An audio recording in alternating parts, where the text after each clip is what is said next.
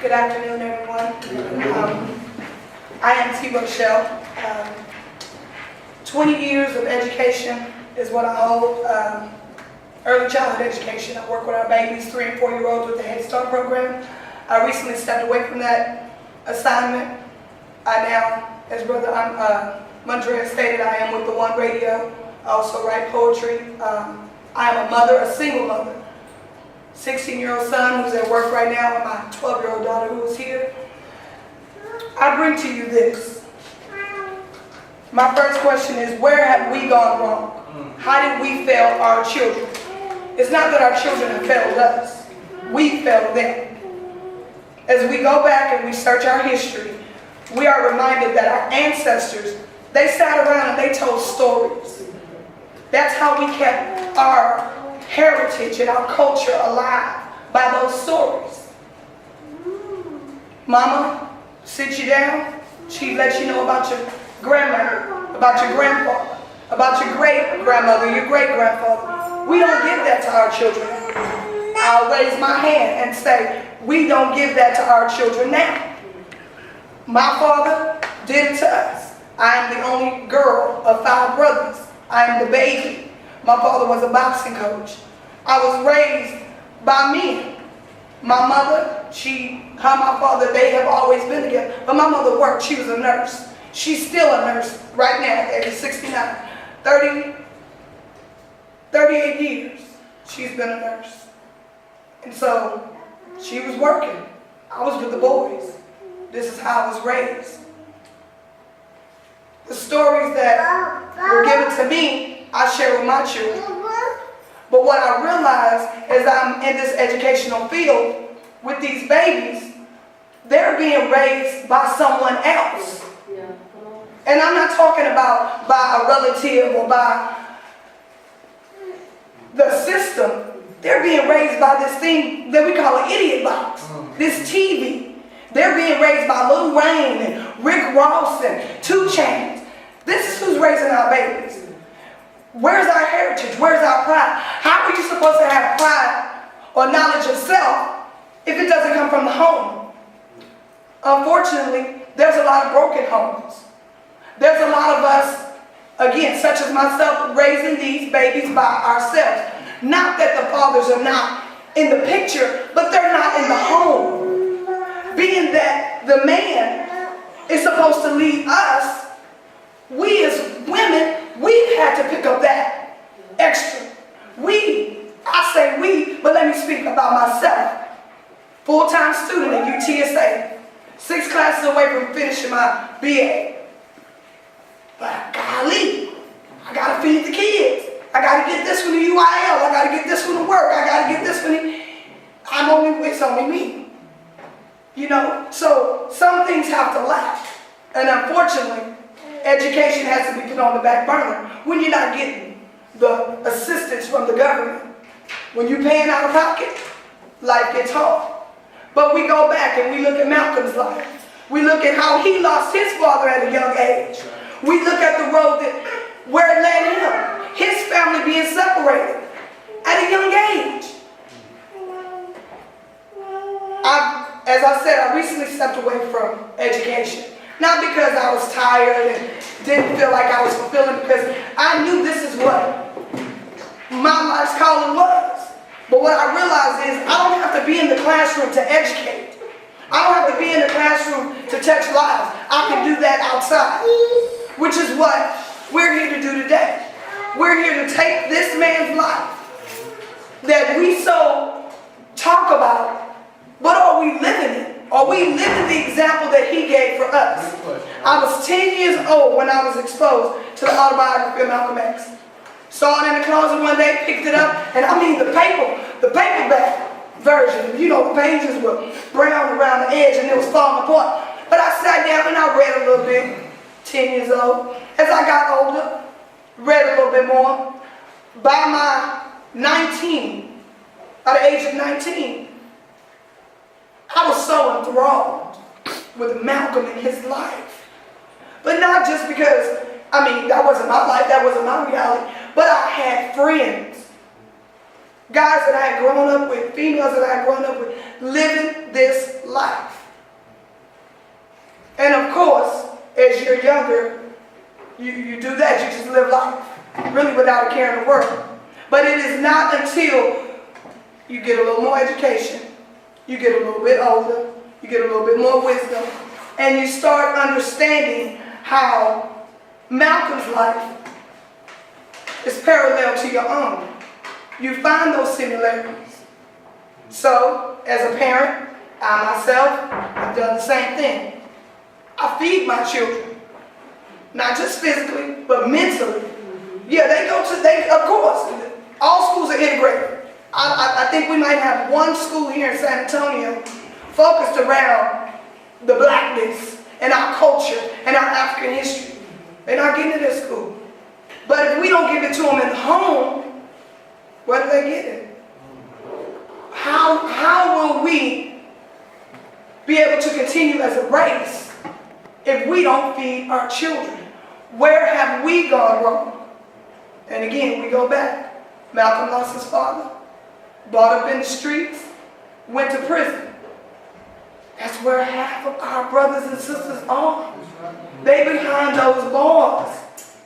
By the grace of God, 5 brothers, none of my brothers have been to prison. Myself, never been to prison, never been to jail.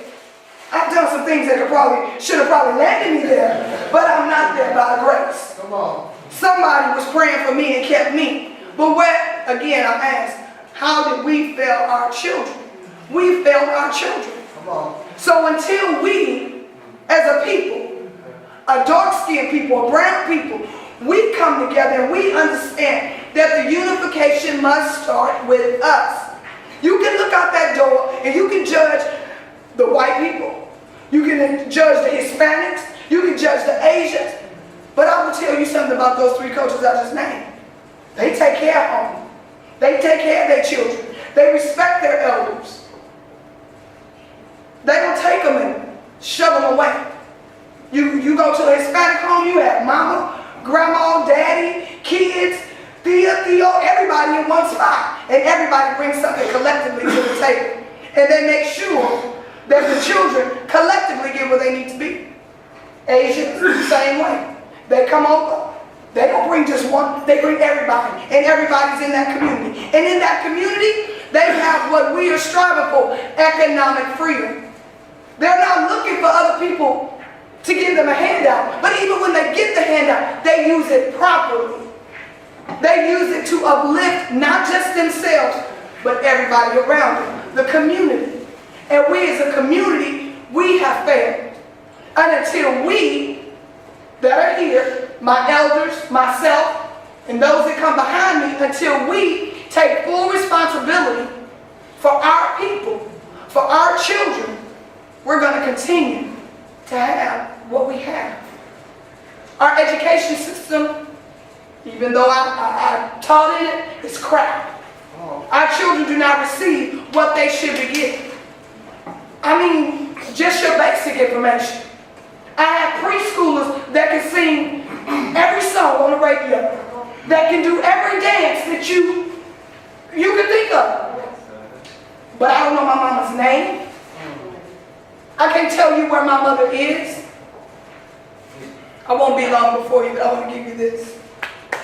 I have one family that stands out most to me. 4 years I was with the school district, SAISD. And within that 4-year period, I saw 4 children from a group of 12 come through our program.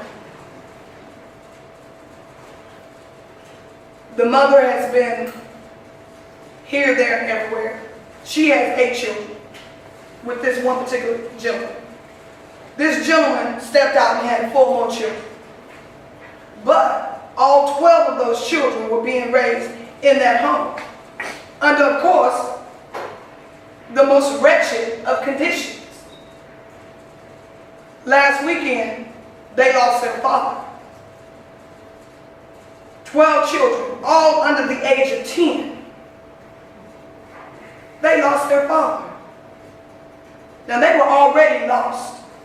They've already been through the system. Dad is gone.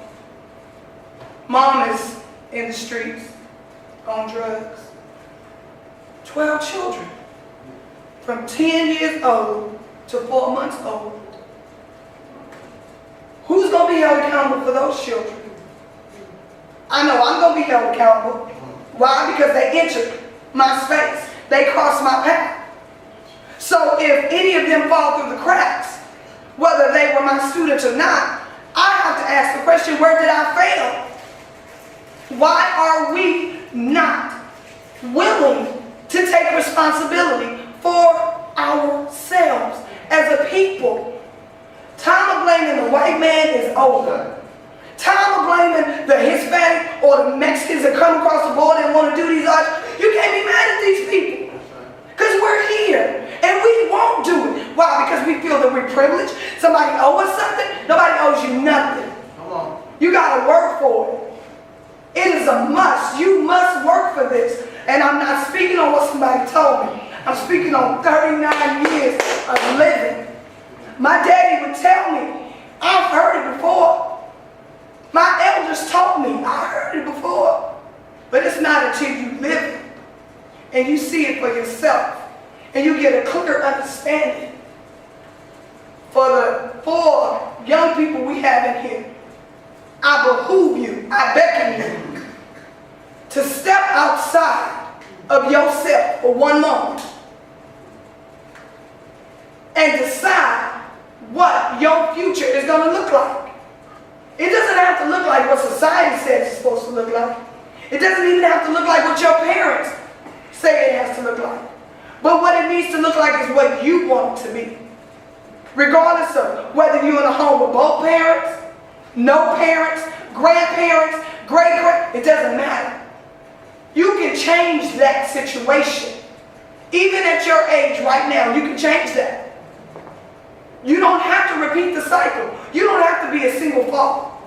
You don't have to have a string of babies following behind you. You don't have to be a statistic, a dropout rate, a drug addict, a prostitute, whatever it is. You don't have to be that. That's a choice. But what we have to do is we have to get back to our roots. That tree that grows has the deepest roots. We look at these trees and we're like, man, how some of these trees are older than everybody in here. 100, 200 years.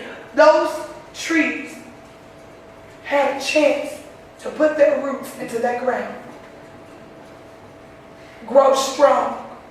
The only way we will have strong children is becoming strong parents, strong leaders, strong teachers, just strong in our community. It's only a handful of us here. But I know some of my elders, y'all looking at me like, girl, we already know this. You know? But even still, we have to be reminded. Because even our elders, I will say, when we see these young men out here with their pants hanging down around their behinds, we don't correct them. Oh, that's just what they're doing. No, that's not what they do. That's what they're doing in prison. That's that prison mentality. And they're bringing it out here. And they're exposing it to our children. Where do we say enough is enough? Now my son, I'll admit, he tries, pull him up. I don't care where you're going. But put a belt on him. If I need to get you a tighter one, let's do it. Even with my daughter. Sweet baby, Lord bless her. Because I'm on her. I don't want her to follow my steps. My life was not beautiful. It was not by any sense of the imagination. But what I chose to do with it, it was just that, my choice. So again, I will implore all of us as we sit here and we reflect on Malcolm. And better yet, we reflect on our own journeys. Right. What can we give back? What legacy? What heritage? What stories will we share with our children? Not the ones, yes, some bad, but let's talk about the good. So they know that they are from a strong people, that they can flourish, that they can be better than what we were. So again, when you ask a question, ask yourself, who have you failed?